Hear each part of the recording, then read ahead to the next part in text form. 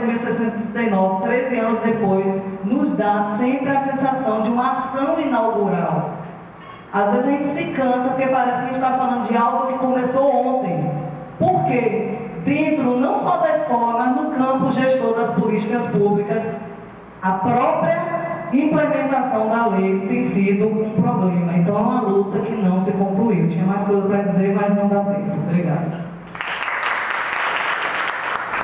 Boa tarde a todos e a todas. Eu sou Francisco Estevam, sou do militante do MNU e militante do Partido dos Trabalhadores. Eu vou contar a minha história rápida para romper ali e também a história aqui. É o seguinte, eu fui da Igreja Católica, primeiro comunhão, prima, tudo isso eu acompanhei e também 11 anos na Vale. Eu quero chegar a essa minha questão racial. Nesse período todo, eu era sempre conformado com o que acontecia. Ao me libertar a partir de Martins, um companheiro nosso que faz a filosofia aqui da UESC, me chamam para a Ação Negra. E do Ação Negra, tem vários momentos de Itabuna, na região, já tinha uma estratégia, o já estava chegando aqui em Ilhéus e depois nos convidou para a Ação Negra para ser MNU. Aí já foi 1 a 5, Edmilton, você chegando na região. Eu quero chegar a um ponto que, para nós negros, sair desse mundo, como eu estava no mundo de Wagner, mundo de uma elite, onde era muito negro da região. Por acaso, meu pai cai doente, depois fui chamado e eu comecei lavando banheiro no computador. Só que eu fui botar no melhor lugar do mundo e sempre estava inconformado. A partir que me descobri, eu saio da Wagner, me formo em contabilidade e me filio ao Partido dos Trabalhadores e vou para uma tendência que chama marxista. Para o mundo da Vale, chamado psicólogo, não estava muito bem da cabeça. Mas me libertei. E depois veio militar em movimento negro. Companheiro e companheira, ser negro e ser negra não é brincadeira não. O que a companheira Daniela coloca, uma vez eu estou lendo um romance, onde é que não sei, ali está claro mesmo o pensamento de quem escreve a discriminação racial. Eu estou falando por alto. Uma outra questão que o companheiro coloca na questão dele, e eu fiquei feliz de estar assistindo um vídeo aqui sozinho, pensando na vida. É interessante, tem que ocupar todos os espaços. Essa ocupação aí, nós temos que estar na frente da ocupação. Dentro do PT, eu sou ótimo, sou a melhor pessoa do mundo. Agora, como ser presidente do PT, já muda, não pode ser presidente. Então, nós, negros, temos que ocupar tudo. Quem está aqui, eu mesmo, não sou da UESC, sou panfletário aqui, sou amigo do professor Zé Luiz, de Vitória, de Valdir, amigo mesmo de tomar cachaça, de prazer para baixo, contra o paramento, essa luta toda que vocês estão junto, mas eu sou panfletário. Mas no dia que eu chegar nessa UESC, fico feliz, os negros que estão aqui, que aqui estão no som, e não faz parte da elite, e pode dizer que já estão quase no céu. Entendeu? Porque vocês estão tendo acesso, o acesso que estão tendo ao conhecimento, que é uma riqueza que vai para o mundo, nos ajuda. Ontem mesmo eu estava vendo madrugada uma coisa que está crescendo muito no Brasil, já me diziam, o nazismo. Está no jeito da Europa se organizando, colocando e entregando com medo que está bem acontecendo. O projeto da André que está montado e que o PT também é culpado, que quando o Renan Calheiros pega a mão de Zé com a vitória do PT, ainda complica mais ainda internamente. Nossa, está uma crise montada. Eu estou colocando para nós negros, estamos assim ocupando. Nós temos que ter não só o Daniela, não só companheiro, outros companheiros, mas nesse patamar da discussão. Então, eu sou uma pessoa que, sinceramente, inconformado com o que está aí, mas também nós não podemos ficar, não é só estar mesmo na luta, no topo. Agora mesmo, nós estamos aí com uma questão lá em Itabuna, de um prefeito, onde um outro governador ajudou a colocar como está lá. Por aí você vê o projeto que está montado. Eu não estou dizendo que o meu candidato, quando eu pedi Itabuna, é o melhor do mundo, mas também pelo poder, porque eu falo, Chico, você não tem voto, nós estamos trabalhando por quem tem voto. Por aí é o perigo que está sendo montado. Então, nós estamos ali, vai ter o prefeito da Itabuna, onde o governo do Estado, todo mundo jogou pesado, porque para a questão de projeto, para que outro candidato que representa a direita, porque eu penso que hoje a esquerda é o seguinte, a esquerda capitalista e a reformista, não tem outra. A outra que quer governar assim, o povo que faz a revolução que eu não arma, não vai fazer isso, eu mesmo não armo essas coisas. Então, não são as palavras. Então, é perigoso também o que está se colocando, a nível de Brasil, se colocando, porque ou a gente está por dentro dos partidos de esquerda ou de direita, sabendo o que está acontecendo, mas você não vai jogar para cá e jogar para lá. Eu posso falar isso porque já passei por 3 tendências dentro do partido, e só para finalizar, E só colocar, o que eu quero só chamar aqui a atenção, cooperado, é dessa riqueza da discussão, eu não vou me adentrar muito, essa riqueza da discussão, aonde eu saio aqui com autoestima, que pelo tempo local que estamos se discutindo, outros locais estão se discutindo, quando vê essa juventude ocupando, eu fico mais feliz ainda, a gente vai continuar. Eu só quis dar esse recado, como sempre chamando a questão da luta, da questão dos movimentos sociais, para uma transformação mesmo do que está aí, porque é grave que está sendo colocado para que a gente possamos nos libertar cada vez mais, mas cada um com todo o espaço possível, para que a gente possa nos transformar. Esse aqui, se eu quero soltar o meu recado, quanto militante de movimento, quanto de partido, e também a autoestima da negada que aqui está. Muito obrigado.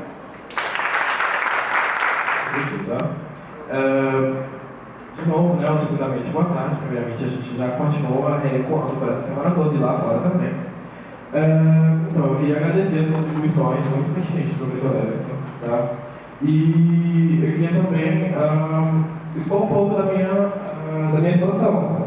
Porque, assim, a gente está discutindo aqui ações afirmativas, mas as ações afirmativas, elas possibilitam que pessoas que não estão aqui, historicamente, passem a estar. E isso traz novas demandas para a academia. Né? Isso traz também uma modificação no processo de conhecimento do que é tido científico. Porque, assim, sei lá, um hermenêutica fenomenológica, a gente passa a perceber o objeto, a gente aprende ele de uma trajetória anterior que a gente tem também. Né? Então, se a gente tem pessoas que vêm de lugares diferentes, que têm vivências diferentes, elas passam a aprender diferentes objetos de diferentes formas. E isso também faz parte do sentido de que a gente agora tem pessoas como sujeitos de conhecimento que eram tidas antes como objetos de pesquisa. Né? E, enfim, essa mudança desse paradigma, que agora a academia tem essas certas demandas, só que a academia ainda não sabe lidar com essas coisas.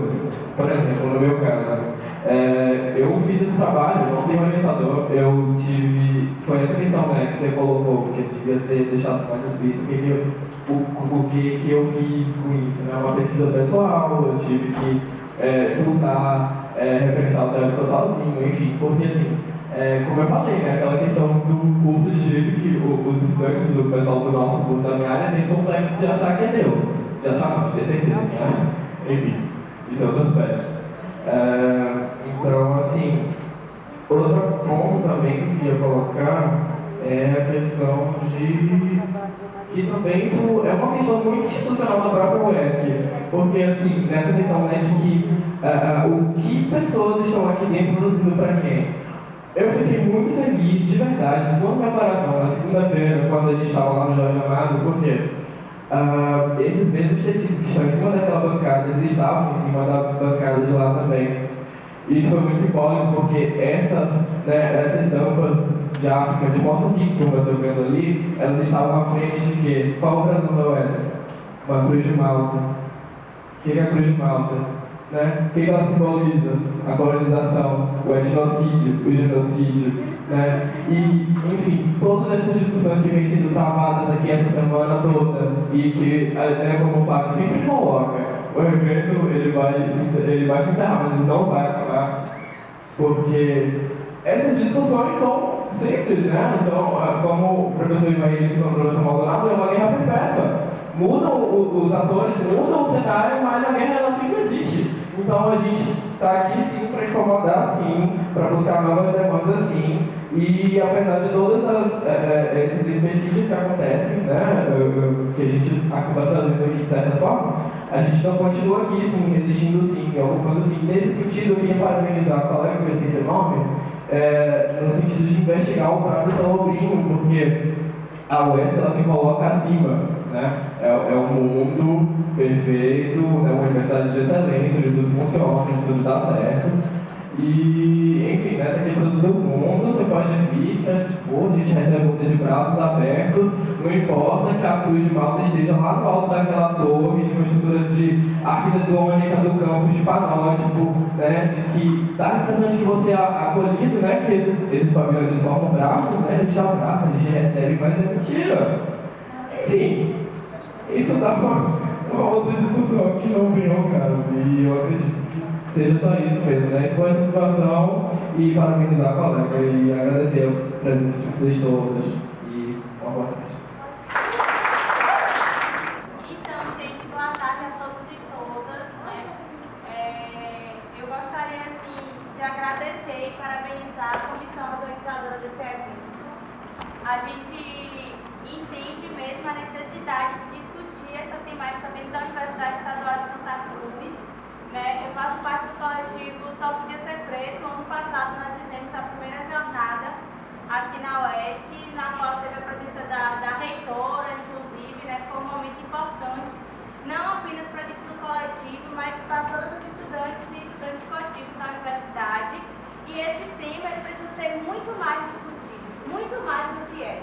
Né? Lembrando que, por exemplo, esse mês teve o título de doutora honoris causa de Mãe Ilza, e a reitora, né, lá na cerimônia, na solenidade, Mãe Ilza tem 82 anos, a reitora deixou claro que esse título tinha sido aprovado no CONCEP desde fevereiro, mas eles esperaram chegar a novembro, que é o mês da consciência negra, para fazer as solenidades.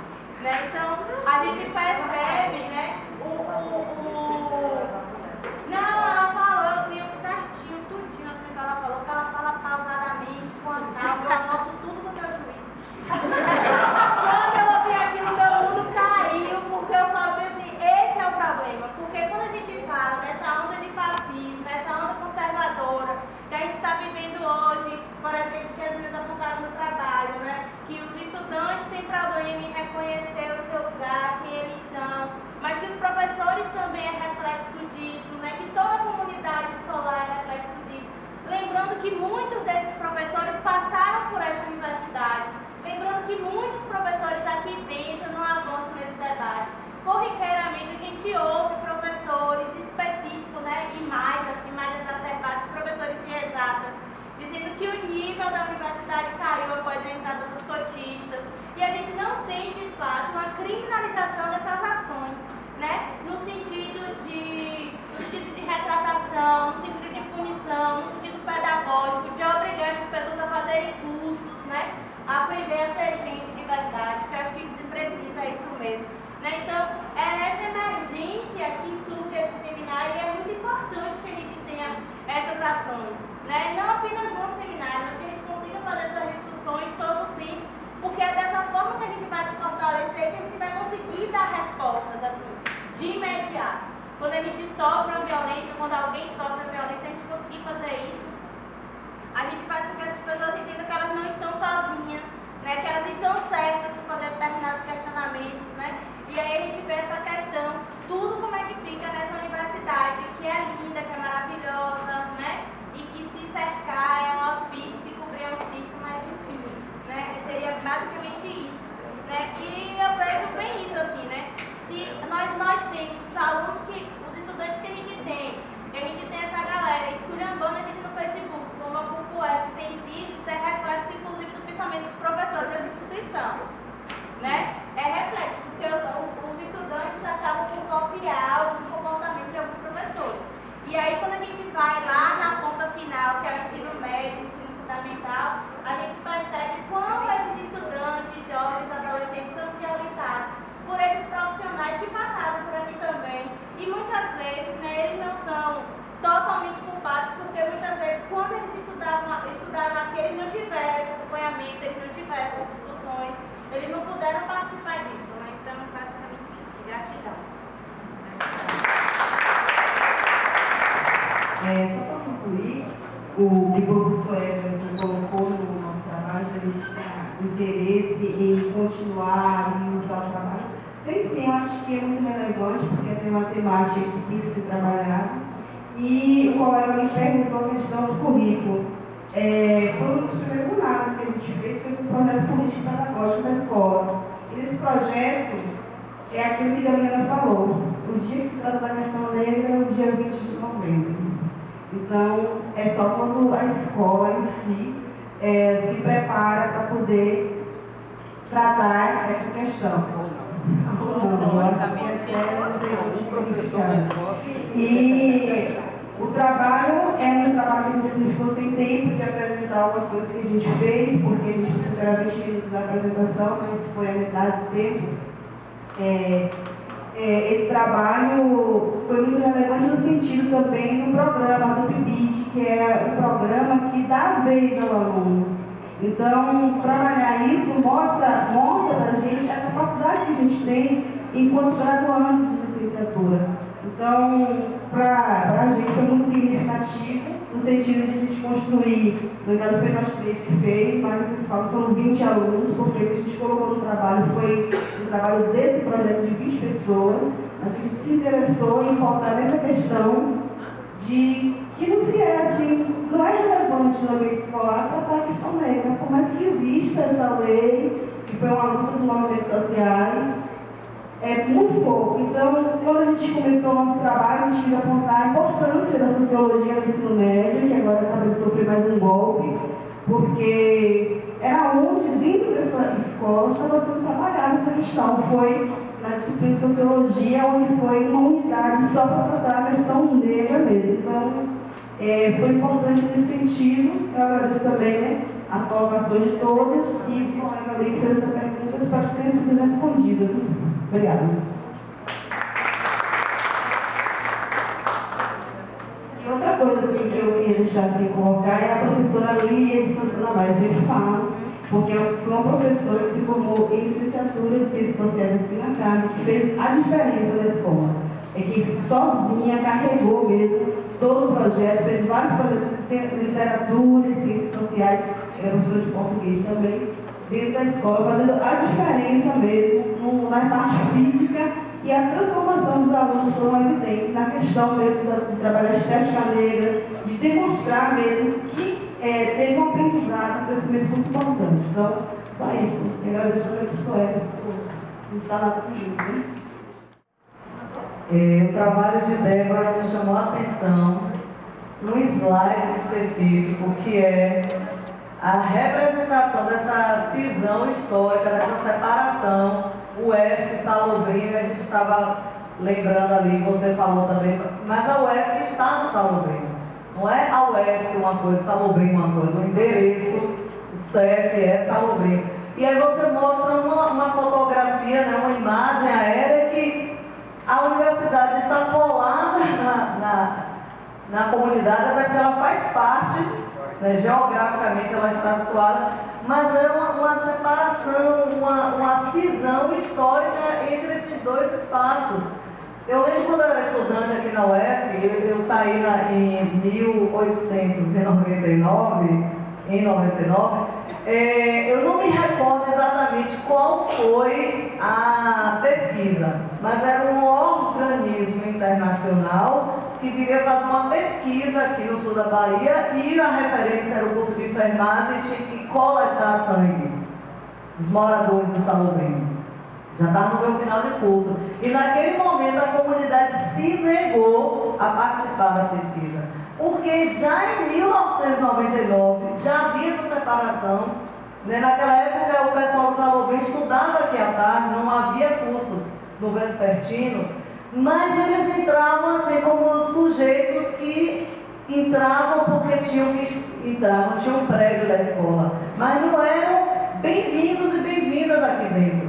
E eu lembro que na época que eu fiz o movimento estudantil, uma coisa que discutia muito é o pessoal do Salobrinho tem entrado na UESC como, claro que a gente sabe que todo trabalho é digno, mas eu estou falando da condição subalternizada e precarizada para trabalhar nos serviços gerais como funcionário terceirizado. Gostaria que isso tivesse se alterado, tanto essa condição tida como perene, como a própria precarização dos terceirizados, mas infelizmente não é isso que acontece nas universidades baianas, nem na rede pública de ensino. E aí eu fiquei me questionando, você mostrou um gráfico ali que tem, no período que você analisou, não entrou nenhum estudante em medicina, nem como cotista, nem como essa demanda fora das cotas.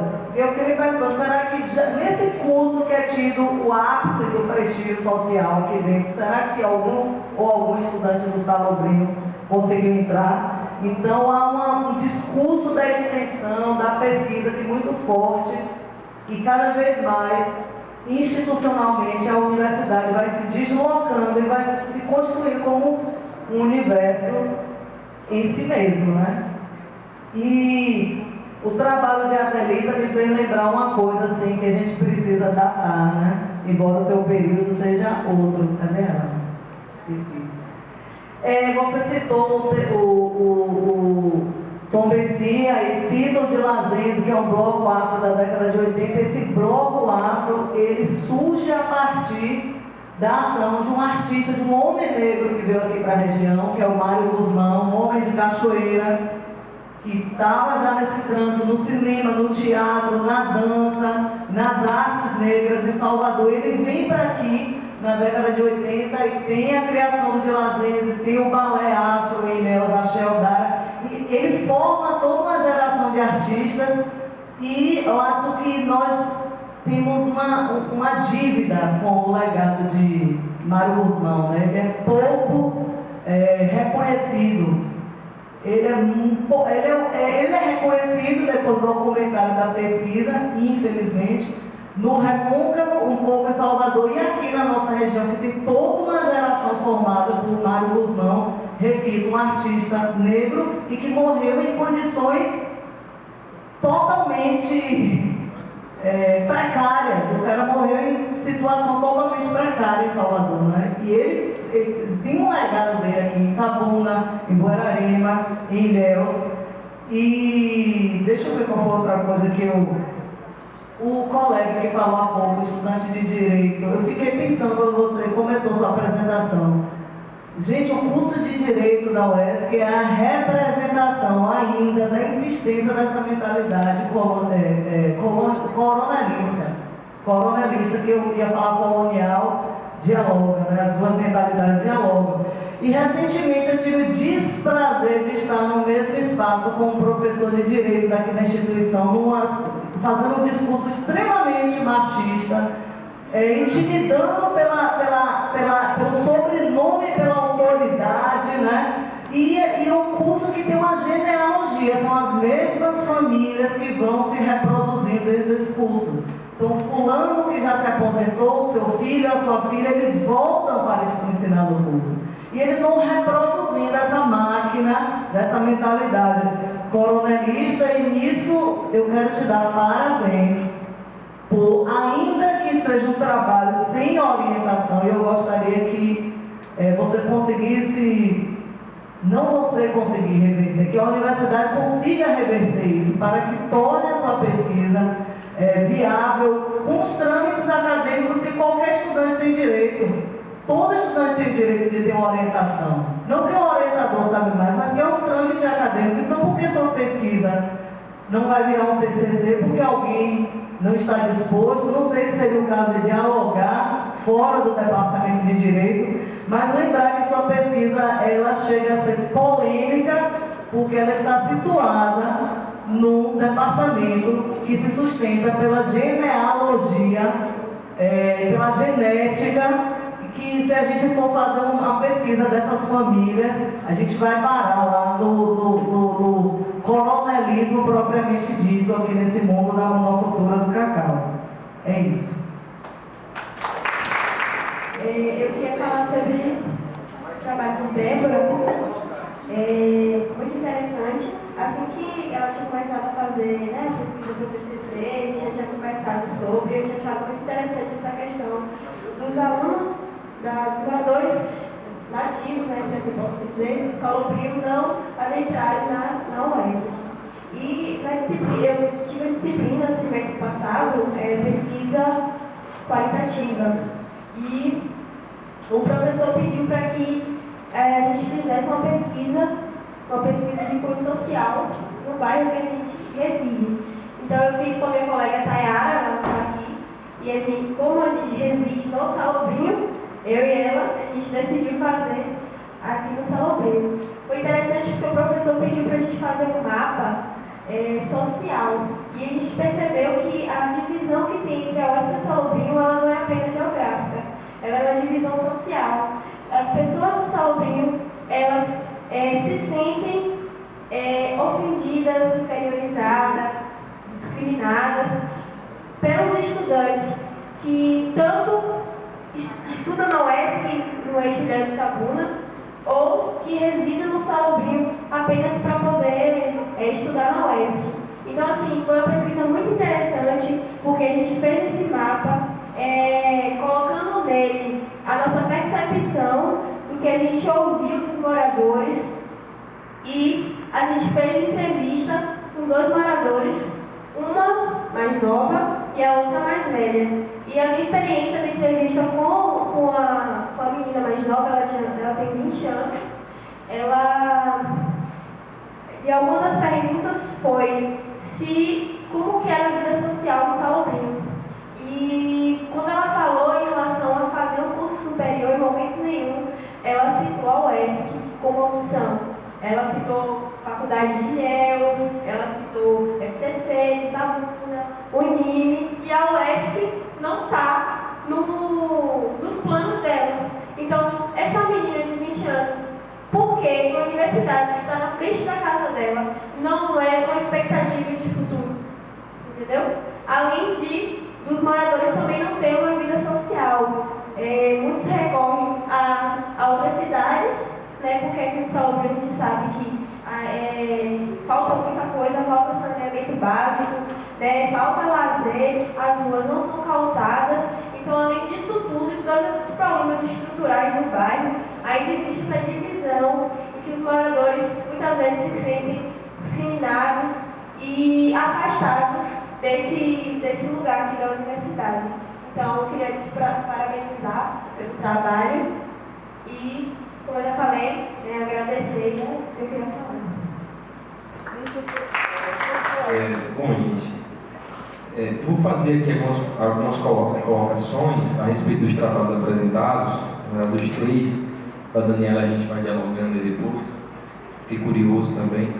E já de mal educado, vou dizer que depois que eu falar, vou pedir licença para sair. Então, de antemão, eu já agradeço pelo convite da Daniela, pela oportunidade de fazer parte dessa tarde aqui. Assim, não é uma temática de minha especialidade na pesquisa, não perpassou a minha trajetória, a não ser também pela trajetória militante, movimento estudantil, mas aprendi muito com a possibilidade de investigação que se abre nesse tema aqui, e especialmente com a própria história, né, da região que eu estou residindo.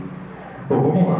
Eu vi 2 trabalhos que me chamaram muita atenção, porque eu acho que eles têm em comum a possibilidade de um recurso metodológico ainda muito pouco utilizado, inclusive legitimado no Brasil, que é a ideia do recurso da autoetnografia, né? Que é o trabalho da Débora e é também o trabalho da Adelita. A Adelita a gente se conheceu, inclusive, em uma das visitas, né, que o espaço do terreiro, todo aquele centro que envolve suas ações, permitiu, né, então, na visita de levar o professor Cabelo Lemunani até lá. Não se recorda de mim, mas eu recordo muito bem de você. Bom, o que eu vejo nesse recurso da autoetnografia é que vocês estão fazendo uma fala, melhor dizendo, vocês estão fazendo uma proposta, tem uma proposta de análise de um lugar em que vocês são sujeitos vivos da análise a ser feita. E constantemente na academia, e se não por acaso, especialmente nas ciências sociais, isso é altamente rechaçado, né? É uma apreensão equivocada, inclusive, de uma perspectiva da epistemologia liberal, de achar que o pesquisador não pode se envolver com o objeto pesquisado, como se fosse possível isso em absoluto, né? Então, a gente quase que nega o nosso lugar de fala, que é importantíssimo e rico, porque ele nos propicia, inclusive, a apreensão de uma série de elementos que outros sujeitos que de fora, que mesmo que com técnicas de pesquisa se aproximem, não conseguem dar conta. Esse é um primeiro elemento, que eu acho que também vale para o Joalisson, por exemplo, que é pensar na sua própria identificação, no seu próprio lugar, a partir do tema dele. Essa é a questão que eu queria colocar, que eu acho que dialoga em comum com os 2. Por parte agora, né? Eu acho que o trabalho de Débora é um trabalho muito bonito. Acho que um trabalho que tem que ser reconhecido não apenas por aquilo que politicamente ele traz, mas também porque percebe-se claramente como você tem a propriedade do que está falando. Percebe muito bem, você ainda é morador do Salobrinho. Então, assim, é inclusive uma das colaboradoras que a gente vai querer para projetos futuros aí no próximo ano, que é de tocar ocupas praças, ruas e becos e por aí vai. Bom, Débora, eu vou dizer o seguinte: pensando na autoetnografia, e considerando propriedades que você carrega, estudante da UES, você foi assistir aquela política de cotas também, e morador do Salobrinho, acho que você reúne aí uma possibilidade muito interessante para, a partir de você e também com outros estudantes moradores do Salobrinho, talvez entender limites e alcance das políticas afirmativas, notadamente na UES. Ou seja, em que medida é possível entender o acesso à educação universitária, né, a partir da própria apreensão desse sujeito. Então, pense você em sua própria trajetória sendo objetivado enquanto elemento analítico. Isso é possível, isso tem sido feito ainda que marginalmente no Brasil. Eu recordo agora aqui de um amigo pessoal que trabalhou 9 anos e 3 meses na C&A Modas e está desenvolvendo um trabalho agora de doutorado na USP, negro na USP também, continua a ser um problema, né, e que estudou comigo, e eu lembro muito bem que ele, quando a gente fez a graduação junto na Federação Sergipe, ele já trabalhava, ele trabalhou 9 anos e 3 meses na C&A, e ele estuda a própria C&A. E hoje o que ele está colocando na análise dele é justamente o recurso da autoetnografia, ou seja, importa tanto quanto a trajetória do outro, a trajetória dele.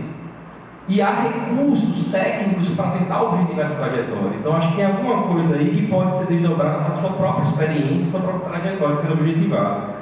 E eu lançaria como uma possibilidade, já que você falou na perspectiva de um mestrado e por aí vai, de tentar ver como o acesso à educação superior ela pode ser percebida por esse sujeito que acessa, por esse sujeito de direito que acessa. E ele tem toda uma discussão no campo da educação com a sociologia, que é do fracasso escolar e da ascensão social via a educação formalizada. Eu acho que talvez seja alguma coisa a contribuir. Com a Adelita, eu fiquei vendo o seu resumo e eu não encontrei no resumo o problema de pesquisa. Ele apareceu muito bem aqui explicado por você nos slides. E aí eu fiquei assim, aquela coisa de meter o dedo no dos outros, eu indicaria um outro problema de pesquisa, né? Obviamente isso não é possível, só precisa estar em curso, você tem a orientação a ser feita, mas eu acho que há um desdobramento possível a ser feito, ainda nesse percurso de objeto de estudo do terreiro, que é a seguinte questão, me permita ler, tá? Em que medida a formação e atuação do terreiro Madama do Messi Neto, em Ilhéus, Bahia, se relaciona com o contexto local e nacional dos processos de luta pela igualdade de direitos, afirmação religiosa e identitária da população negra? Essa questão, ela está perpassando o seu trabalho, mas ela não é o foco do seu trabalho. Você preferiu a outra, que foi porque o terreiro, fundado em 85, passa a desenvolver as redes sociais a partir dos anos 2000. São questões que dialogam, mas que têm um norte específico diferente. Quando você pergunta por quê, você diz, bom, porque tem uma articulação com os contextos locais, né? Aliás, nacional e o contexto internacional, né? Que permitiu a efervescência e a emergência de políticas e práticas que afirmassem enquanto resistência, né? E enaltecimento da população negra. Mas eu diria que há também um outro elemento, que é entender as condicionantes que permitiram essa relação. Ou seja, como é que você pode pensar a formação, a contribuição desse terreiro a nível local e nesse diálogo a nível nacional e internacional? Como os moradores da conquista veem o terreiro? De que forma produzem e elaboram compreensão de si enquanto negros, compreensão de si enquanto moradores da conquista, compreensão de si enquanto ilhéenses, compreensão de si enquanto sujeitos que descendem de uma região tal como esta aqui. Então eu acho que tem alguma coisa aí que é produzido pelo terreiro ou pela sua atuação que inclusive antecede os projetos sociais. Então talvez fosse alguma coisa assim, pensar a um próximo passo de jornada acadêmica, de pesquisa, tentar ver como é que eles se formam e eles afirmam esse processo a nível local, nacional e internacional. Bom, é isso. Rapidamente, com o trabalho a ideia da estratégia seria uma ação de poder institucionalizada, né? E a ideia da tática seria a astúcia, né? A forma de exercício de poder daquele sujeito institucionalmente desprovido de poder, mas não menos capaz de exercer poder. É o sujeito resistente, é o sujeito ordinário, é o ambulante, né? É o mendigo, é o bêbado, é a prostituta, que vivem nos espaços que parecem que para eles não foram produzidos, mas eles incidem em viver nesses espaços. Né? Então, um pouco essa perspectiva. Eu diria que talvez pensar essas categorias exigisse também de ti a possibilidade de incrementar na metodologia o recurso da observação direta. Porque era entender não apenas pela fala nas entrevistas ou pelos relatos objetivados dos questionários, como é que em um cotidiano o negro cotista ou a negra cotista sobrevive taticamente numa instituição que parece comportar ele, mas ao mesmo tempo parece rechaçar ele. Então talvez aí você também como já trabalhei essa noção de táticas, que é receptor, como você bem colocou. Trabalhei na dissertação com táticas de resistência para o acesso à universidade. E agora eu vou trabalhar com táticas de permanência, justamente isso aí que você colocou. Para setor, táticas é a arte do fraco, do ponto de vista político. Então, nós negros, ao acessarmos a universidade, a gente se desenvolve aqui, junto aos nossos pares, táticas para permanecer. Então, a minha tese é que o estudante cotista, ele vai pensar e organizar táticas, caso contrário, ele permanece, já que ele tem acesso, muitas vezes, à permanência institucional. Então, eu vou fazer as entrevistas, eu trabalho com entrevistas narrativas, porque desde a oportunidade voluntária, sujeito à vontade de falar, então são narrativas de vida, eu não faço questões, a narrativa ela não te deixa limitado por questões fechadas. O questionário é apenas para traçar o perfil e eu chegar onde eu estava. Então, na entrevista, narrativas, ele vai falar à vontade. Eu não vou perguntar apenas sobre permanência. Quando ele narrar a sua vida, ele vai falar de antes da universidade, ele vai falar daqui, ele vai falar de todas as táticas, não só aqueles aqui, mas táticas de vida para quem pudesse acessar. Não é? Grosso modo é isso. Sim, justamente talvez a observação direta pudesse acrescentar, porque ela perceberia a você, enquanto pesquisadora, capturar aquilo que não é narrado, não é? Que não é registrado por ele, mas que se observa no seu cotidiano, né? Porque a gente sabe que nossos interlocutores entrevistados também filtram o que dizem, né? Assim por diante. Bom, mas é apenas para também dialogar e possibilitar o conteúdo. Como o senhor vai sair, eu vou respondendo a sua pergunta. Inicialmente, eu sempre quis fazer entrevista com esses estudantes, porque cada dado daquele, cada número daquele, eu sei quem é. Então, eu tentei, através do CEP, o CEP daqui da instituição, me voltava ao meu projeto com perguntas absurdas, e para não ficar mais um ano na instituição, então eu tive que recorrer a dados secundários, e aí eu não pude entrevistá-los, ou seja, não pude descrever a trajetória de cada um deles. Então, por isso que minha pesquisa ela tem muito mais dados estatísticos do que a própria entrevista. Por isso que eu quero tentar, possivelmente, para poder entrevistar esses alunos. E aí ficou essa barreira. E a professora Daniela, eu estudei aqui na UESC no período que as salas eram cedidas. Eu vivi essa experiência de que na hora de entrar na sala a gente não poderia fazer zoada, na hora do recreio a gente parecia, eu vou usar um termo aqui, aqueles boinhos secos, ou seja, a gente não poderia passar de um espaço tal, porque se houvesse uma reclamação da instituição, a sala era punida. Até que um dia teve um imprevisto, estava vindo um evento na UESC, um aluno fez uma brincadeira e aí a instituição disse que ia suspender. E logo após a gente terminar, a gente veio a resposta que a gente não estaria mais na UESC, porque essa pessoa se sentiu ofendida, brincadeira de estudante, adolescente, e ele reclamou na instituição. E a UESC disse que era um basta, ou seja, simplesmente de uma hora para outra a gente recebe um ofício dizendo que a gente não vai estudar mais na UESC. E agora, o que fazer? Em relação à sua pesquisa também, que você falou da coleta de sangue, a comunidade, ela se uniu.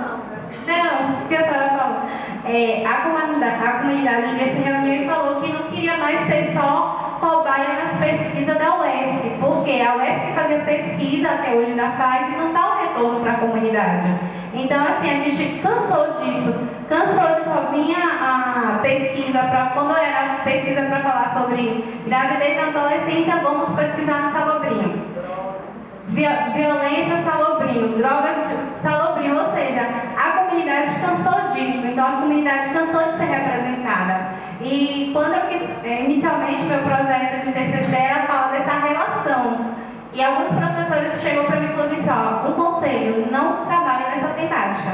Essa visão que o Salobrinho tem da UESC, porque você vai mexer em um vespeiro que não vai ser legal, e aí o professor chegou e falou assim, mude a temática, não vá por aí. E eu falei, mas como é que eu vou fazer? Eu quero falar do Salobrinho, porque eu quero falar de um lugar que eu vivo, que eu sei qual é a experiência. Aí o professor falou assim, então procure outro tema, se vire, mas esse tema não tem como te orientar. A instituição não vai, colocou tantas barreiras que eu falei, pô, eu vou ter que procurar outra coisa. E aí eu procurei falar sobre o acesso. E o que Laine me falou, realmente, eu já conversei com vários estudantes e a maioria dos moradores de Salobrinho não se vê representando aqui na UESC.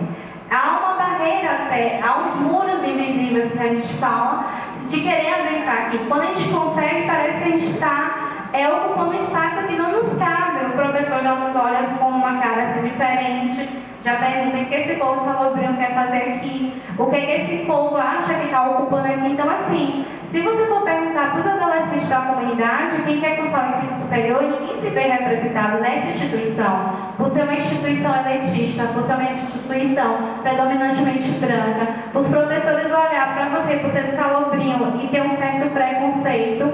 Então, assim, é só isso que eu tinha para falar. Everton vai ter que sair. Bom, tchau, mas eu queria dizer a você o seguinte, Débora. Eu sou professor do IFBA, não sou professor da UESC, mas me disponibilizo, ficaria honrado de colaborar contigo numa construção de um projeto para mestrado, para você quiser tocar, certo? É uma honra, né? Não é um favor da gente, é uma honra porque percebe claramente o empoderamento, a importância disso.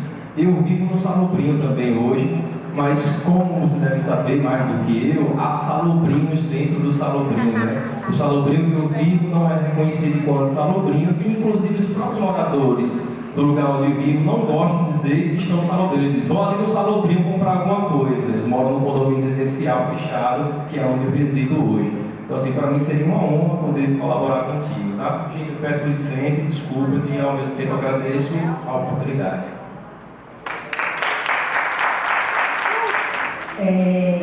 Boa tarde, né? Eu sou Nina, eu sou professora substituta da UEFES, na disciplina de estágio em Educação Física no Ensino Médio.